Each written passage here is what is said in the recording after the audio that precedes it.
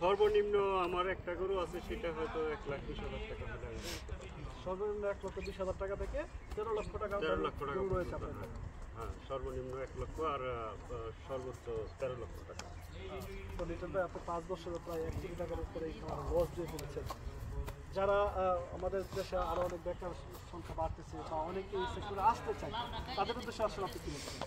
আসলে আমি তো ব্যর্থ, আর একজন আমি কি পরামর্শ দিব।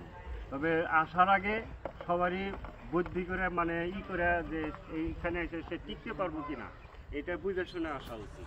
কারণ খাদ্যের দাম যে পরিমাণে বাড়ে, এই হিসাবে আপনার গরু কিনতে গেলে সর্বনিম্ন আমার একটা গরু আছে, সেটা হয়তো 1,20,000 টাকা হলে আমি বিক্রি করতে পারবো। সর্বনিম্ন 1,20,000 টাকা থেকে 13 লক্ষ টাকা 13 লক্ষ টাকা গরু রয়েছে পর্যন্ত, আপনার।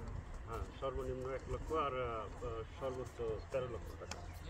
তো লিটন ভাই, আপনি 5 বছরে প্রায় 1 কোটি টাকার উপরে এই খামারে লস দিয়ে ফেলেছেন।